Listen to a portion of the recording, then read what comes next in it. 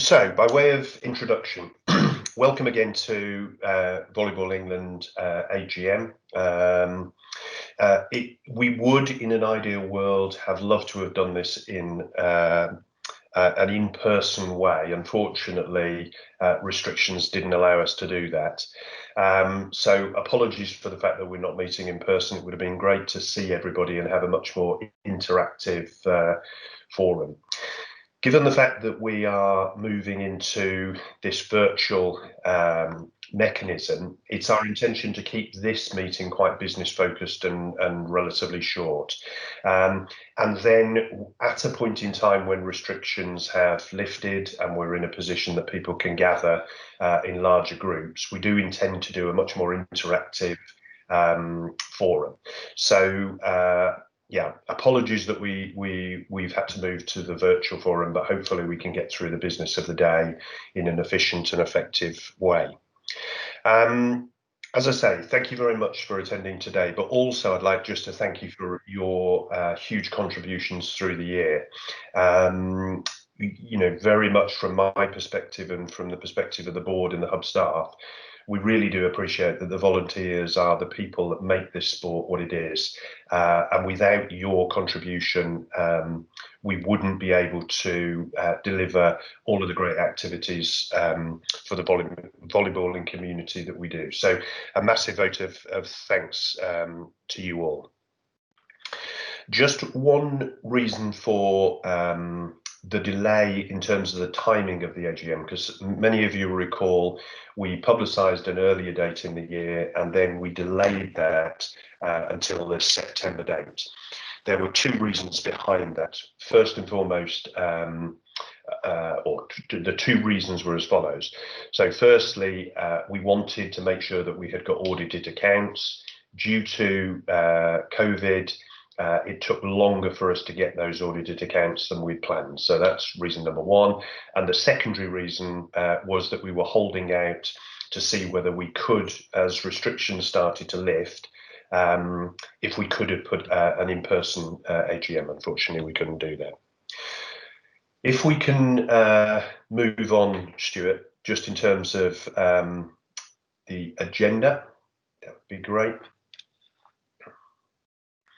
So sorry, Stuart, you've gone on one more than, if we can go back one. Yeah, sorry, technical. I should be in the backspace, but it's not letting me. Bear me 1 second. Now, reshare that screen. Great, thank you, Stuart. So just to say that there are multiple contributors, so you won't have to listen to my voice through the totality of the AGM.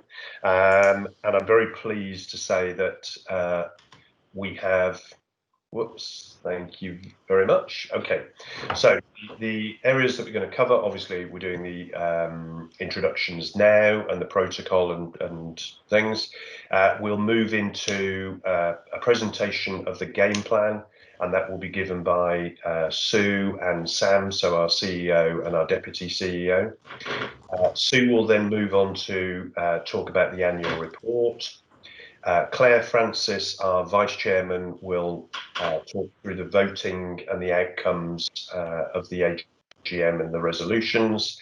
A financial update, we have Neil Kingsley from Duncan and Toplis, our auditors, and Neil is going to give an update in relation to the audited accounts, and then I will add some commentary to the end of that. Janet Inman, representing Volleyball England Foundation, will give an update on the Foundation's activities, so welcome Janet. And then, as Rob has said, we'll take questions and then I'll give some concluding remarks at the end. We intend to finish the AGM at 10:55, but we might be a few minutes later than that, just purely because of the getting everybody into the meeting at the start. We'll have a short break where people can stand up and stretch their legs very quickly, and then at 11 o'clock, Sue will provide a briefing relating to the new restrictions on indoor team sports. It's just important to note that we won't be closing this meeting and opening another link. It'll be a continual link, and we will be starting promptly at 11 o'clock in relation to that secondary briefing. Okay, so I am going to hand over. Sue, if you can take us, or Sue and Sam, if you can take us through the game plan, that would be great. Thanks, Adam. Hello, everyone. It's really great to meet everyone, and I'm very excited. It's a shame I can't meet you all in person. It would have been lovely to have done that. Unfortunately, we're meeting in this virtual world, and I'm sure we will continue to do so for a while, but it's great to meet everyone. I think Adam sort of maybe oversold this section of the AGM a little bit by calling it a presentation. I just really wanted to say a few words, and Sam will as well, about the game plan. We are absolutely so excited to present this new strategy to you. It was launched, as you know, a couple of weeks ago. Lots of information out on our website about the game plan, and we're really keen to start those conversations with everyone about how we're going to actually make this work. Clubs, volleyball pathways, and all our products and services are absolutely at the heart of what we're going to be doing for the next 10 years. It's a 10-year strategy, and our aim is to absolutely strengthen the sports in this country. We really want to encourage everyone to get involved in this. This is going to work in a very collaborative way. We've put clubs at the heart of what we're doing, and we've put our pathways for making sure that everybody understands how they can get involved, how they can work with us for life. That's you know, we're absolutely delighted to present that as one of our key strategies, our key strategic goals. We've got a 90-second promotional video. If you haven't seen it, please do take a look. It's really good. There's a 14-page brochure, lots of videos that myself and Sam have done, and others to explain what's happening with the strategy. It's just the beginning there. We've launched it. We're now doing a lot of work on the implementation plan of how it's actually going to be delivered in practice. And as I say, that's very much going to be a collaborative approach, and we want to work with you to deliver all of that. Sam, do you want to say a few words? Yeah, just from me on that, those of you that followed the launch last week, you will have seen that we also initiated a player survey. So firstly, thank you to everyone who has already taken the survey. We've had a fair few hundred responses already, so we're really pleased with the start that we've made on that, but we know that there are many more players out there. So these are our kind of first steps into really generating some insight on those of you that are playing the sport at the moment. And that will help us get a foot on the ladder with all three of the key strands of the strategy. So thank you to those that have done it. And for the rest of you, please do get on board and give us your thoughts. Great. Thank you, Sam. Thank you, Sue. We'll move on to the next agenda item, the annual report. Sue, over to you again. Yeah, thank you. I think the meeting has received a copy of the annual report that's presented by the directors, and this contains a review of all the activity that have gone on from the last AGM up until this AGM. The actual annual report was included in your AGM pack and is available on the website if you want to take a look at that. Within the AGM, within the annual report, there's a series of reports from lots of people who work so hard to make this sport happen in this country, not just people from the hub team, but from Adam, from all our volunteers, from the regions. So lots and lots of really great activity, information in there about the activity that's taken place. I think the key thing is that over the last 2 years, we've really transitioned from this sort of repair and rebuild phase into stability and sustainability. And COVID aside, I have to say, you know, we really felt that we were now on this trajectory of moving us forward and helping to grow the sport again. There's been some real challenges associated with Volleyball England over the last few years, not least of which the ongoing reductions in Sport England funding. So it's great that we can report how much we've been progressing in the last year, and you know, the strategy then sets forward what we intend to do over the coming years. That the report is a really great opportunity to focus on all the achievements and all the challenges that we faced in the last year, and I do commend it to you to have a good read. It really shows you a flavour of everything that's took place, from competitions, our core market, talent, the regions, finance, and the perspectives and thoughts of the senior people involved in the sport. But this is really about an opportunity to start conversations again. We very much want to work with you. So if this sparks conversations in your mind, please get in touch and we'll start to discuss those. We absolutely want to work together to grow the sport in the future. Thank you. Great. Thank you, Cynthia. I'm going to hand over now to Claire, who will talk us through the voting and the outcome of the AGM resolutions. Claire, over to you. Perfect, thank you. So in light of COVID and the fact we're having a virtual AGM this year, the voting process has been a bit different. So big thank you to all the clubs for following a new process and doing so in good time. That's really helped us. So by the stated closing time for receipt of the voting forms, which was 5 p.m. on Thursday, the 24th of September, we had a total of 21 valid voting forms have been received. There was one that was received after the deadline, so it was rejected from voting. As usual, we're conducting a poll vote with using those voting forms that have been submitted. Each of the matters requiring a vote is on the slide. And for each of those, members on the voting form were permitted to vote for, against, or to abstain. Alternatively, the voting member could appoint a proxy and either direct that proxy how to vote or appoint a proxy that can then choose how to vote. And of the votes received, the chair is appointed as proxy for 4 voting members and instructed how to vote for 2 of these and given the choice of how to vote for 2 of these. So as the chair holds clubs that have stated to vote, they will vote as instructed, which is 1 that is held to abstain for all of the resolutions and 1 that is held to vote for all the resolutions. And where the chair can choose how to vote, the chair has elected to vote for each of those resolutions. So coming on to the 4 votes themselves, they're all ordinary resolutions, so they require a simple majority in order to be passed.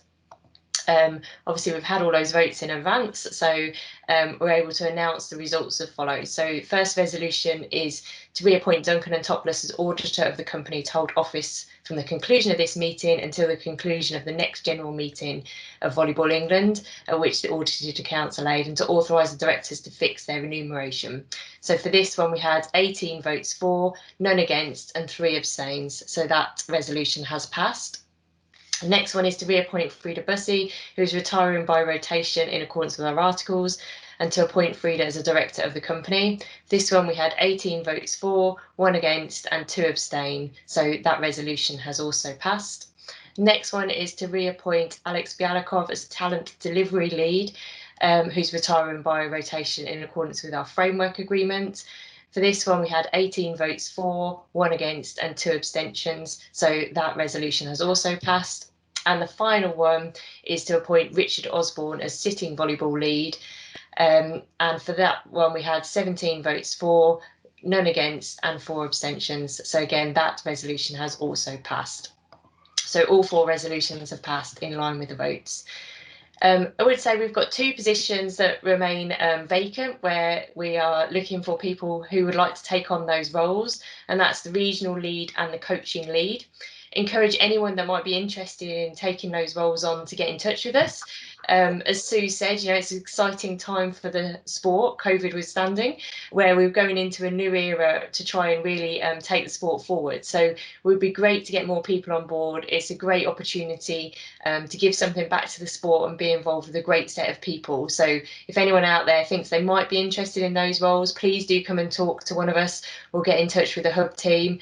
We're happy to talk a bit more about what that role is, etc., and see whether it's the right role for you. But I really would encourage new volunteers to come forward and think about taking those roles on. Great, thank you very much. Alan, I've seen that you have had your hand up for a question. I don't intend to take any more than this singular question, but I've recognised, Alan, your hand has been up quite consistently since the start. So if you have got a question, please feel free to ask it now. Alternatively, if you feel it can wait till the end, could you put your hand down, because we've got this little yellow hand keep popping up. So Alan, over to you if you have got a question relating to the voting or anything we've just discussed. No? Okay, I'm assuming that is a hand up by mistake, and we'll move on. Okay, so if we can, Rob or Stuart, move on a slide. Gives me great pleasure to welcome Neil from Duncan and Topless. So Neil, thank you very much for taking the time to join us at the AGM this morning. Neil is going to give us a report on the accounts, and then, as I say, I'll add some commentary to the end of that. So Neil, over to you, and thank you. Thank you, Adam, and hello everyone. So I wasn't proposing today to necessarily go through an overview of the figures themselves. I believe the accounts have been circulated, and I noticed there were figures in the annual report as well. Obviously, I'm quite happy to provide any answers to questions that people might have, either at the end of this meeting or following it. So I just wanted to give an overview of where we were with the audits. We obviously, you were presented with 2 years audited accounts prior to this AGM. The first was for the year ended 31st of March 2019, which was signed off by us as auditors in December 2019. It was a qualified audit report, but only in respect of the fact that there was a VAT issue which was yet to be quantified, and I was asked to sort of explain a bit more about that, which I'll do shortly. The accounts for the year ended March 2020 were signed off by us as auditors in August of this year, and that was a completely clean audit report. The vast matters, again, I'll come on to, but were all resolved by that point. So apart from some very, very minor control recommendations, there were no concerns from us as auditors with regards to the figures in the accounts or any of the financials for Volleyball England. I think leading on to the VAT issue, which I was just asked to speak about, this was actually the first piece of work that we were appointed for, even before we were gratefully appointed as auditors. It was actually an issue that the board and the finance team from Volleyball England themselves actually they picked up and spotted a concern they had with regards to the possible misclassification of income or certain income streams as taxable in a VAT context. And I won't bore you all to death with the intricacies of VAT partial exemption, but the possible implications of that was that there was a concern that there was a possible over recovery of VAT from HMRC with regards to the certain treatment of those incomes. So we were asked to, our specialist VAT team were asked to carry out a review, which actually confirmed that yes, there were some possible items that had been misclassified. So we worked with the board and the finance team to calculate any overclaims and liaise with HM Revenue and Customs.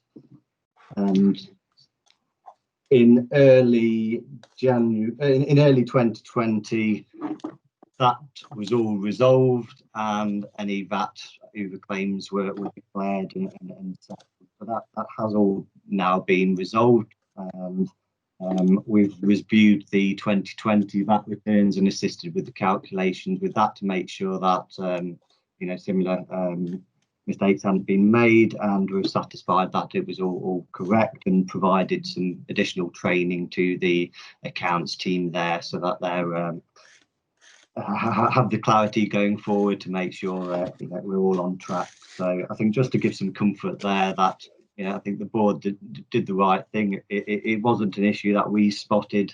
They came to us, and all has been resolved and concluded. And I think everything's going smoothly from that point of view. Now, I think that's probably as much as I probably need to say, failing any questions. So, Adam, is that the appropriate time to pass back to you, or is there anything else you want me to cover? No, Neil, the only thing I might ask you to cover is the issue of standard practice in relation to audited accounts for AGMs, or the need for a statement of accounts rather than audited accounts? If you could just comment on that before I do. Yeah, so there's no legal requirement that you have to have audited accounts for an AGM. There is something in the articles which can be amended. The only real requirement to have the audit is to meet the Companies House filing deadline, which ordinarily is 31st of December. Many of my sort of charity or non-for-profit clients actually prefer just to present draft accounts at the AGMs. It gives the members or any sort of interested parties a chance to just, query those or give a sort of nod of approval before the board sign them off, and then we sign off as auditors. It is quite a tight turnaround in the sense, as it stands, to get them round, just in case there are any issues, such as the VAT work, for example. That was quite an in-depth piece of work and took some time to resolve. So that hence the reason why the audited accounts weren't signed off to December last year. And obviously this year we were stuck with the COVID situation, so that also put sort of pressure to meet that deadline. So it's I think putting that back to you, it's your decision. We'll obviously work with you, as best we can to meet any deadlines that you set, but there's no formal requirement that you have to have that in your articles.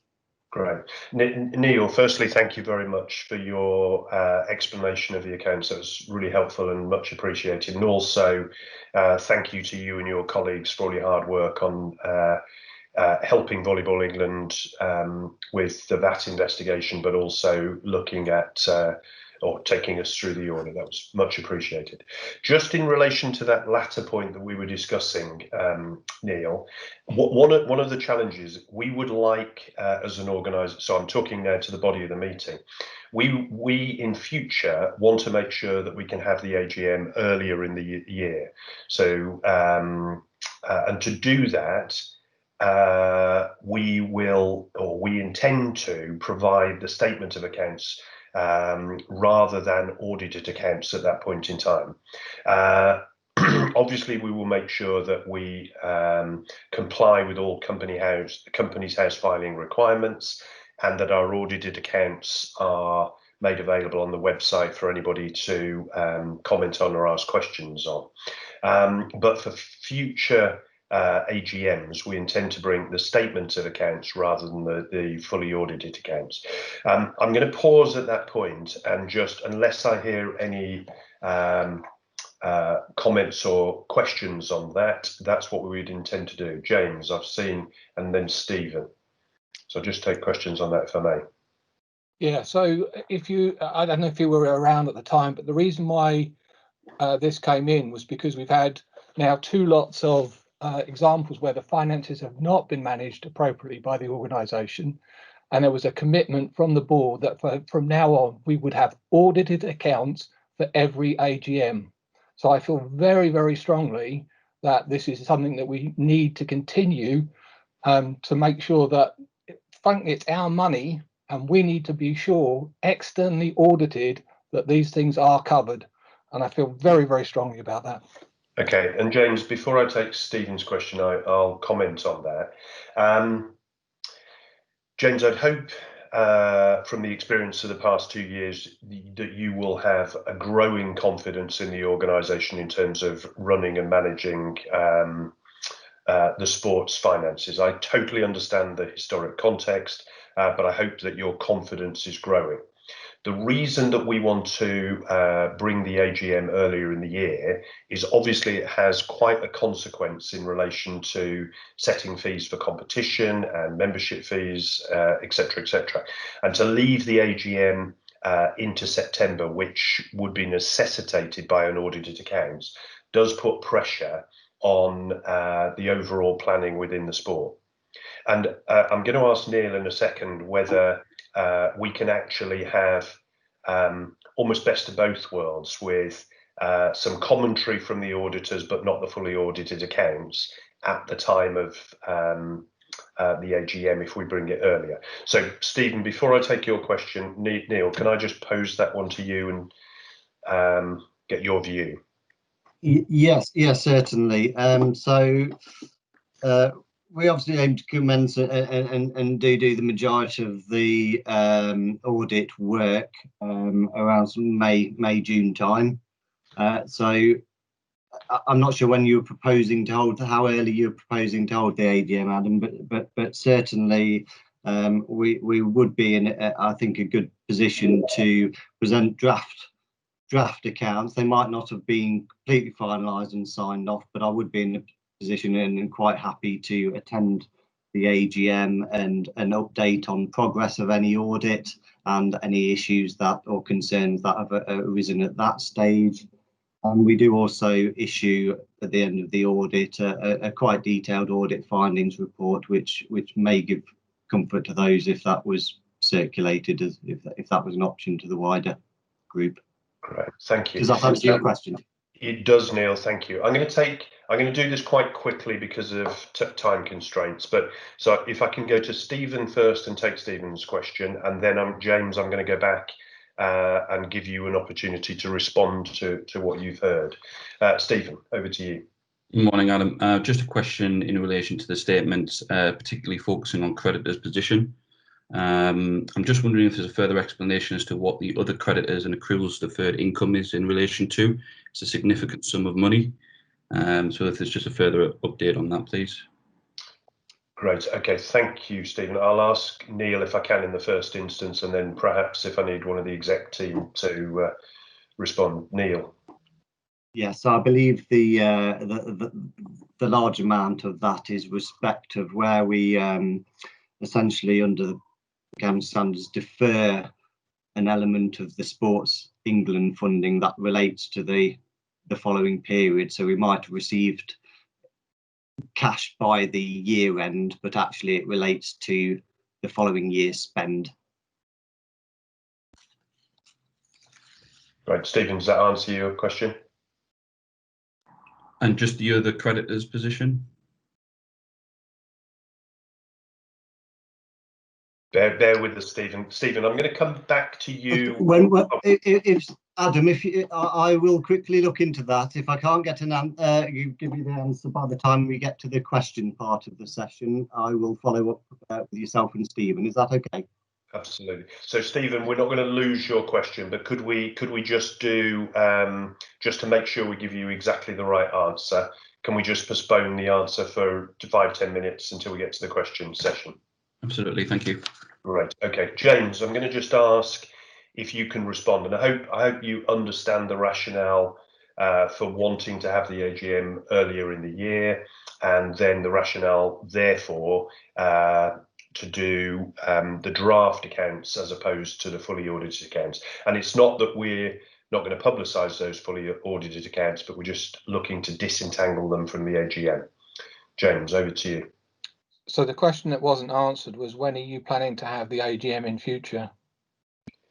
Okay, James, I'm going to ask Sue in the first instance as to the optimum time for that. Sue or Sam, potentially. Yeah, absolutely. I think around the same sort of time, which will be sort of middle to the end of July. And part of the reason for that is because the fees for the following season are set or and published at the AGM, and so we want to make sure that we have time to do that before the start of the season. If I could just make a couple of very quick comments on the draft accounts issue.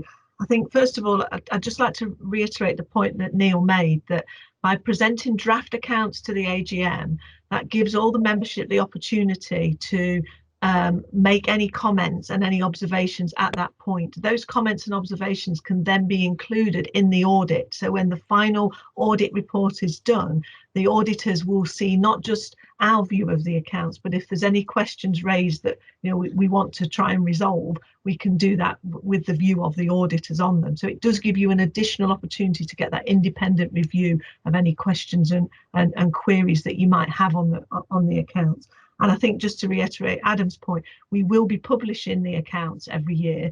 It's not that we're withholding that information, that's a legal requirement. We'll publish the accounts once they've been audited, but there was just a slight change on the timing. So the draft accounts would come to the AGM, which was likely to be the end of July.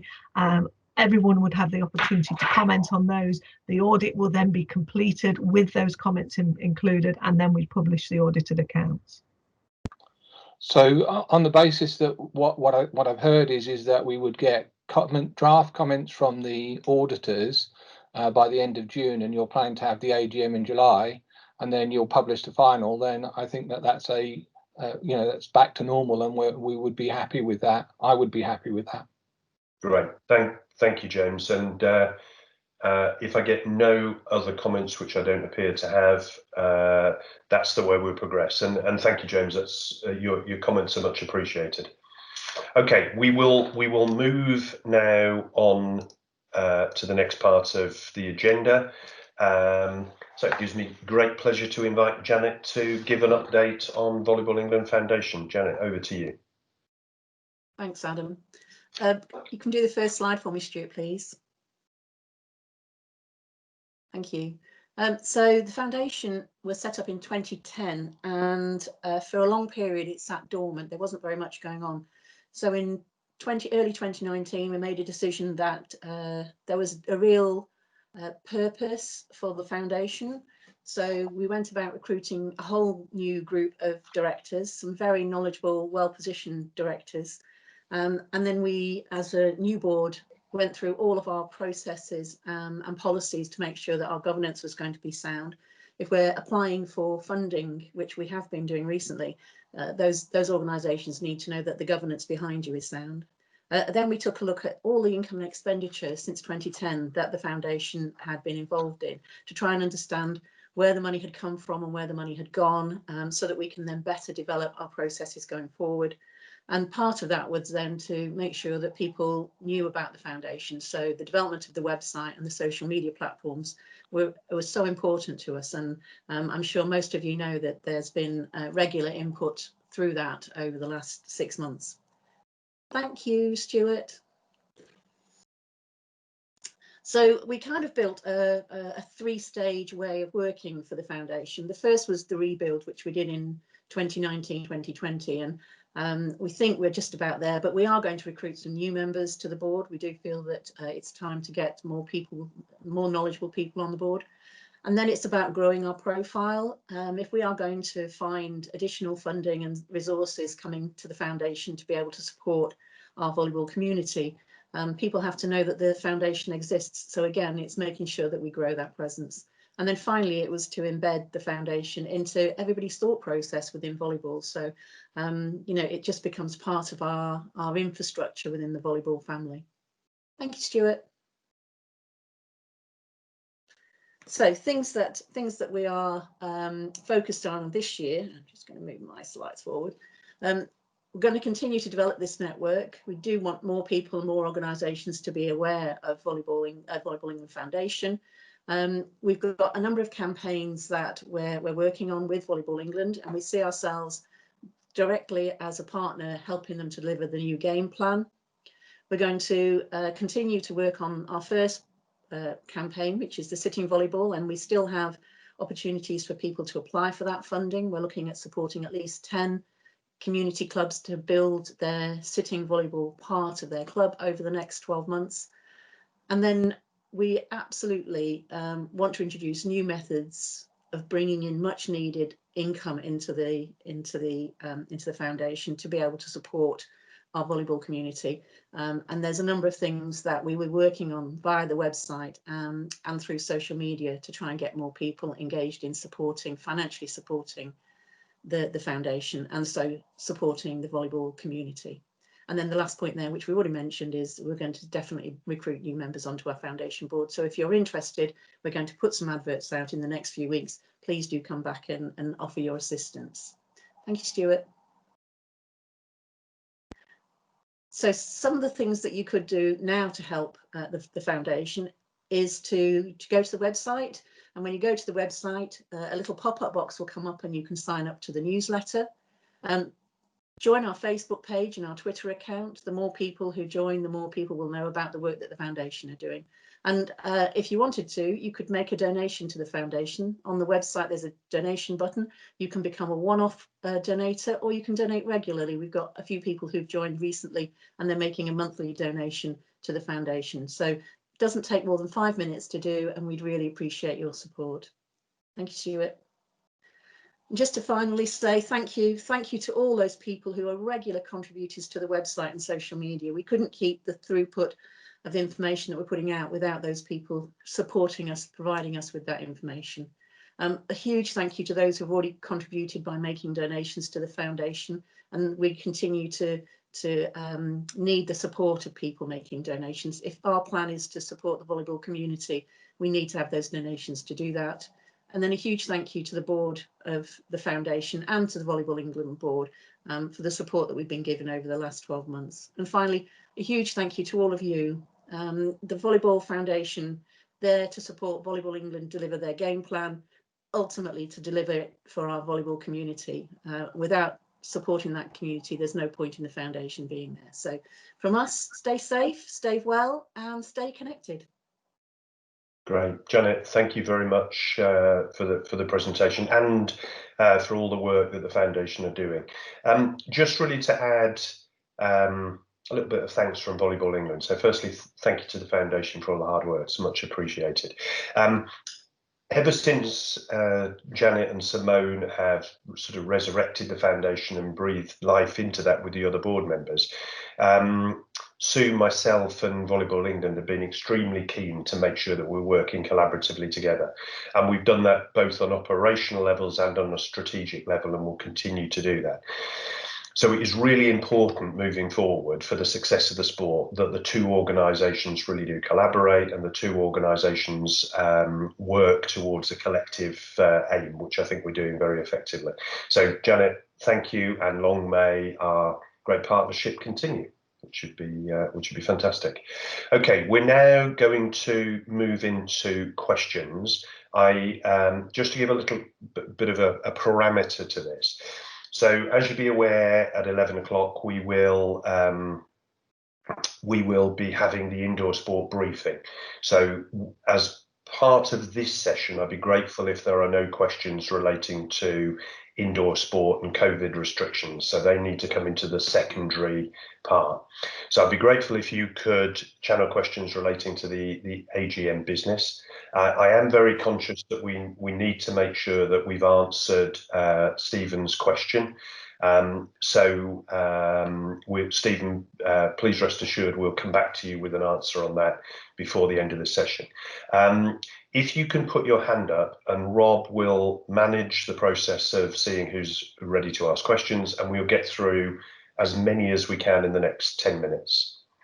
Okay, so over to you. We'll welcome your questions. Okay, we'll start with James. Sorry, I don't mean to monopolise. So the first question I have, is the company operating solvently, or are we currently using reserves due to the COVID issues? Okay, James, I'm going to ask Sue in the first instance to comment, and then I may add a comment to the back end of this. Sue, over to you. Yeah, the simple answer is yes, we're absolutely working solvently. We have acted very swiftly throughout this pandemic crisis to save money where we possibly can. And from my point of view, massive thanks to everybody within the team who has either been furloughed or has supported roles that have been furloughed. But that's been a really useful way of us saving some money. And we are absolutely solvent. And James, the point I would add to the end of that is sport, as with many other sectors, have really suffered as a result of COVID. And you know, we want all of sport to be able to thrive. But I think Volleyball England, through its frugal approach and through its real business focus, is probably faring better than many others, particularly in the indoor sports space. So I'd just like to add my congratulations to the team and the board for really getting a grip of these challenging times so quickly. Okay, next question. Oh, James, over to you again. Yeah, so firstly, I'd like to echo that thanks. I think it has been a tremendous effort to keep operating, and to do it solvently is a fantastic result. So thanks very much, everybody, for doing that. The second question, I think perhaps the first part goes to Sam. So Sam, what are you recommending out to clubs and county associations and to regions in terms of what the quorum should be for their AGMs? Hi, thanks, James. I guess the regional associations will have constitutions in place which will state what their quorum should be. Appreciating that each region operates slightly differently, it's likely that their quorum is going to be different.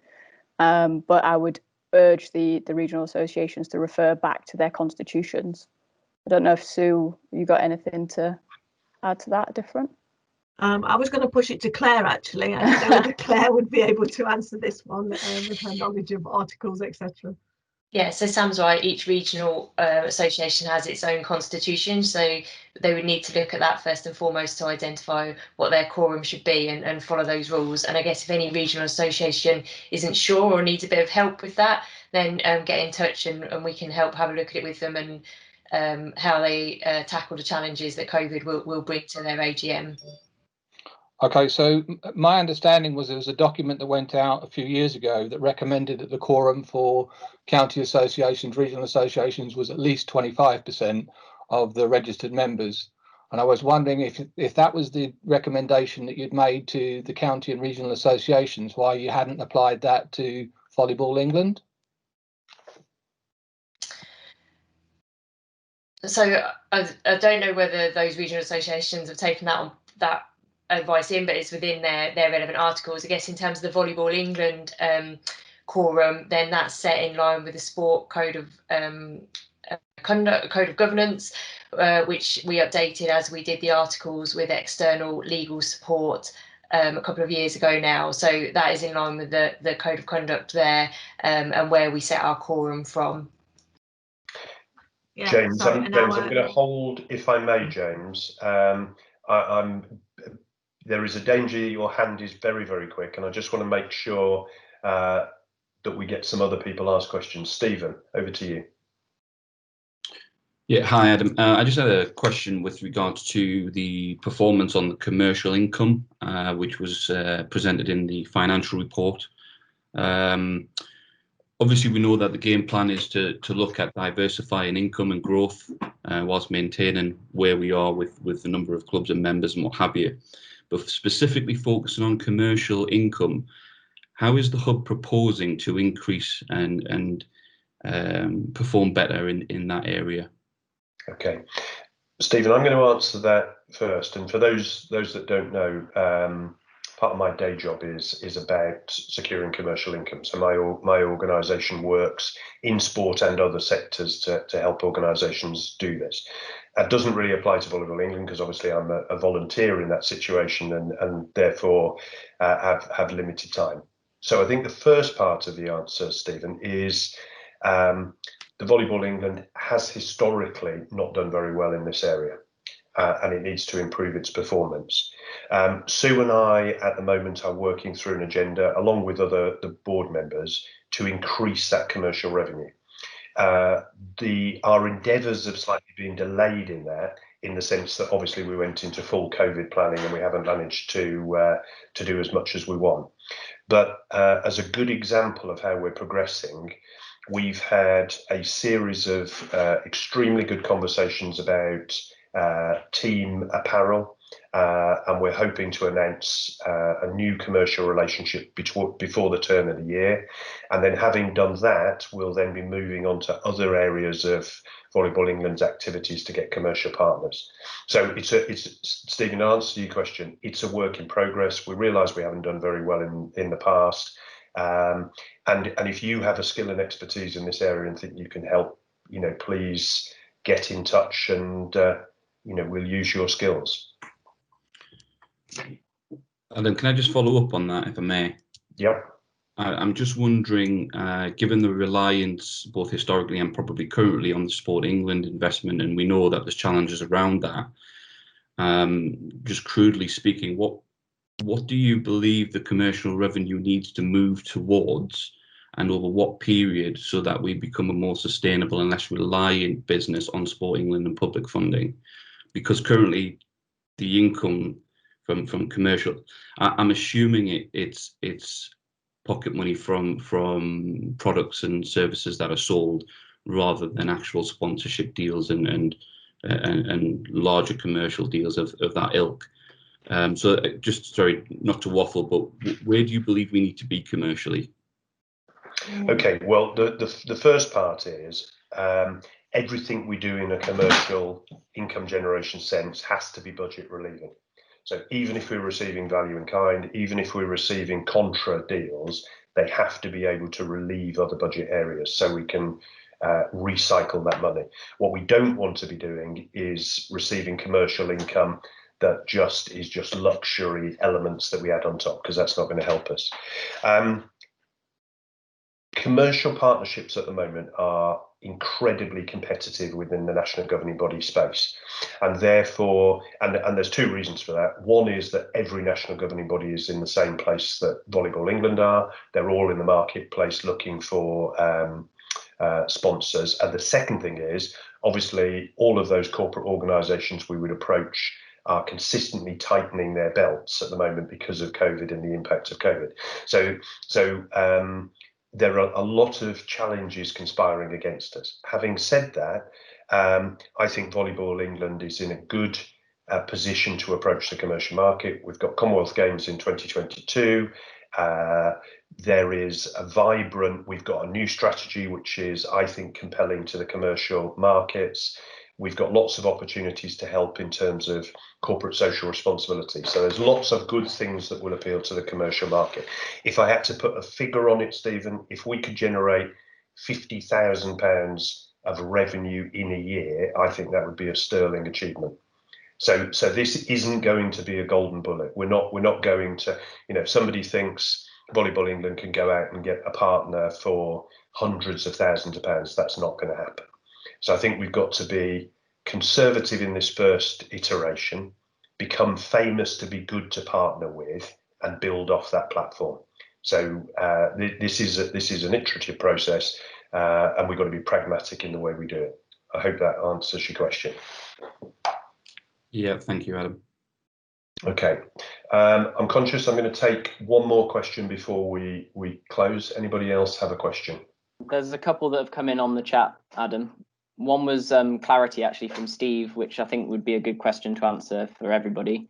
It was around the Volleyball England Foundation and Volleyball England, and what the sort of differences are, and where people should go for what things. So just trying to distinguish between the two organisations and who brings what to the table as such. Great. Okay, I will ask Sue in the first instance to answer. And then Rob, I'll add perhaps to that if needs be. Sue. Yeah, absolutely. So part of the work we're doing with the foundation is around making sure we're really clear on what those lines are. Essentially, the foundation are there to fundraise to support volleyball. So the work they're doing around grants, the work they're doing around receiving donations, the aim of that will be to, as Janet said, to run campaigns like the sitting programme, where they're helping clubs set up a sitting section, or to support athletes in terms of their pathway, England athletes. So there is some grey areas in the middle of it that I think it's worth saying that, but we are working with them really closely to cover those. We run the operational aspects, as you all know, of supporting the volleyball community, and we'll continue to do that. The foundation don't do any of that sort of work. Their work is much more around fundraising, etc. Janet, do you want to add anything to that? Let me just get off mute. Yeah, I think that's how it works. Our job is to, as a charity, we can access funding and opportunities that volleyball as an organisation can't. So we're just out there looking for opportunities to drive up income just to support the network as best we can. And one of those things that we're doing is, if you go onto the website, there are, I think, 130 funding opportunities now identified on the website. If the funding for the centre core of the organisation is reduced, there's certainly opportunities for the wider network to look at additional funding coming in directly into clubs. So our job will be to help support where that funding is and how you can get access to it. Great, thank you, Janet, and thank you, Sue. I hope that answers the question. Rob, have we got any others? I'm going to take one very final one. Yeah, we've got another one in through the chat from Michelle. So Michelle's asked around coaching courses, and earlier in the year we planned to receive information from all of our clubs and associations around demand for courses, A, hosting them, and B, for attendance on them. And the question was relating to actually when will courses restart so that the people that have got the demand have the opportunity to attend. Great, okay. Michelle, I'm going to give a very quick answer, which is we want to get everything within the sport operational as quickly as we possibly can. However, we've got to do that in line with government regulations. So the intent is to be fully operational as quickly as possible. What I suggest we do, Michelle, is that one of the hub team will contact you independently outside of this meeting to try and work with you to identify what that demand is, and then we'll keep in touch with you to let you know how quickly and efficiently we can resolve that challenge, because we all want to do that. It's in the best interest of the sport. Okay, we just got a point from Neil, which I'm guessing might be in relation to Stephen's question, which I was going to come back to. So Neil, over to you. Yes, I just wondered if you wanted me to quickly come back on Stephen's query with regards to the other creditors. So yeah, just have a quick look, and a mixture of things, but the most notable ones. So we have some National League team deposits which are paid when teams join the league and are sort of held and I believe repaid if they leave.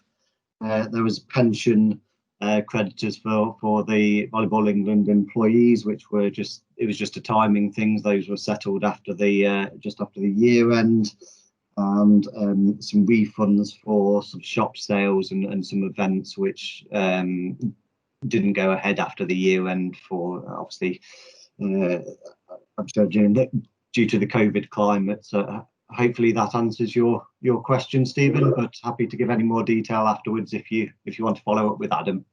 Great. Okay, Neil, thank you very much. Stephen, just a quick response from you, if we may. No, that's suitable. Thanks very much. I appreciate that. And Adam, if I may ask just one further and final question. I'm just wondering as to the timing of the implementation plan that Sue mentioned. Presumably that will have a set of KPIs and some more robust outcomes that we're looking to achieve. I'm just conscious that some of the numbers reported in the annual report suggest that we're in decline again, down in clubs, down in coaches. So just looking for some clarity as to when we're going with trying to improve on some of those things. Great. Well, I'm going to answer the second part of your question first, if I may, Stephen.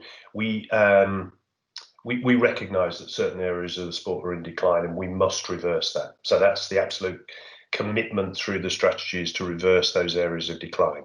In relation to the implementation plan, we've made a very positive start on that. We've done a lot of work on it. Unfortunately, COVID and indoor sport requirements have slightly bumped that into the background.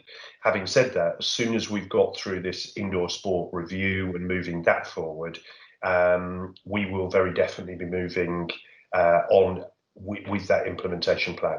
I'm going to give a commitment that certainly, Stephen, by at the end of this calendar year, all of the implementation planning will have been done and will be in place. And in relation to your point about measurable KPIs, absolutely, all of the implementation objectives will have measurable KPIs and fall in line with our budgeting process. So hopefully that answers your question. Thank you, Adam. Can I just add to that, Adam, if that's okay? Yeah, Sue, by all means. Yeah, absolutely. We, as Adam said, we've done a huge amount of work on that. But I think the point I want to make is that I hope you'll all see from what you've seen of me already that I work in a very, very collaborative way. So this implementation plan is not about what we're going to deliver to you. This is about what we collectively as a volleyball community are going to deliver. And I really mean that genuinely, that this is around working together. And I think coming back to the point you made around commercial activity and business development, that's a really good example of where, yes, we've got some thoughts and ideas in the hub team, but there's lots and lots of incredible people out in the community who will also have thoughts and ideas about how we can move forward on business development. And we want to make sure we embrace those and work with you to deliver that. So, you know, we'll be looking at how collectively we can come up with what's the right number we need to try and achieve on commercial income, what's the right people to get involved in that, what expertise is out there in the community that we can collectively work together to achieve those numbers. I hope that helps. Thank you, Sue. Okay, I'm going to take no more questions because I'm conscious that I want to move into closing the AGM and then moving into the indoor sport briefing. So my concluding remarks. First of all, there's just one logistical point. If you did join the meeting late, if you are able to put your club, your name and your club in the box that is provided, that would be very helpful. So and Rob, if I've described that in an incorrect way, please let me know. So that was the only logistical point. My concluding remarks really are just to say again a massive thank you. We really appreciate your time attending a meeting on the Saturday, and also for putting up with all of the idiosyncrasies of a virtual AGM. So it's the first time we've done it. We hope it was informative and helpful. And yeah, just as Janet said, stay safe, and yeah, and we look forward to seeing you in brighter times when all of the COVID restrictions have lifted. Okay.